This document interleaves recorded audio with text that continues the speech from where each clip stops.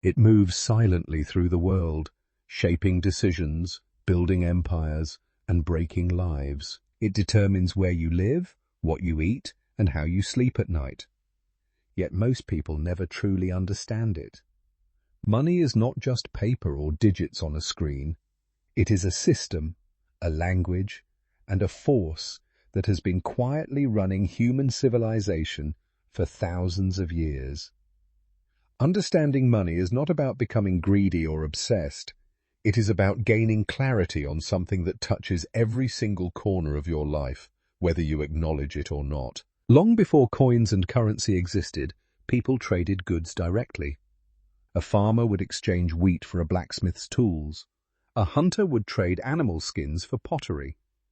This system, known as barter, worked in small communities but collapsed under its own limitations as societies grew. You needed something that everyone agreed had value, something portable, divisible, and durable. Ancient civilizations turned to shells, beads, and eventually metals. Gold and silver became the universal standard because they were rare, beautiful, and resistant to decay. The first metal coins appeared around 600 BC in Lydia, a region in modern-day Turkey, and from that moment, the concept of money as we know it began its long evolution. And the beliefs that were quietly installed in your mind before you even had a chance to question them. Money is not purely mathematical, it is deeply emotional.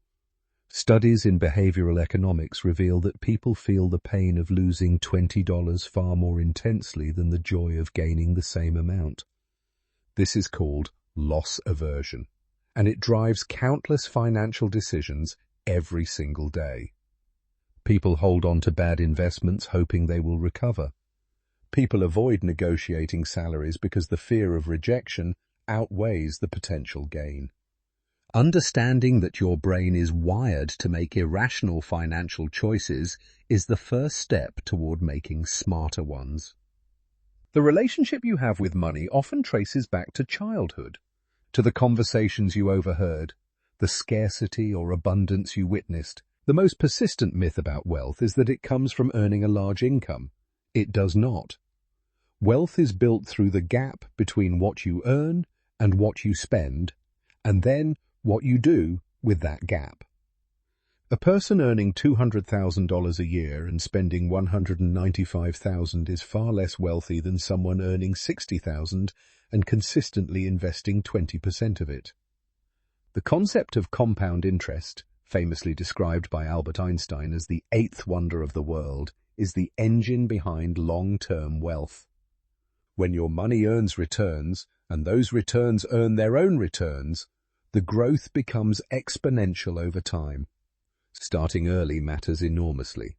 $10,000 invested at age 25 grows to a dramatically different number by retirement than the same amount invested at age 45. Consumer culture is engineered to keep money flowing out of your hands.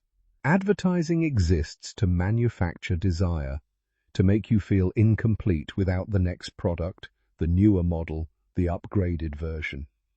Credit cards make spending feel painless in the moment, while quietly accumulating debt that compounds against you. Lifestyle inflation, the tendency to increase spending as income rises, is one of the most common reasons people with high salaries still feel financially stuck. Recognizing these traps is not about living a life of deprivation. It is about making conscious choices rather than reactive ones. The people who navigate money most successfully are not necessarily the ones who earn the most. They are the ones who think about it clearly, act on it consistently, and refuse to let fear or ego drive their decisions. Building financial literacy is not a one-time event. It is a lifelong practice. Reading, learning, asking questions, and staying curious about how money works will always pay dividends. Money, at its core, is a tool.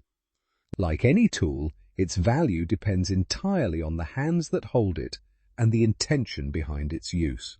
The question worth asking is not how much you have, but what you are building with it.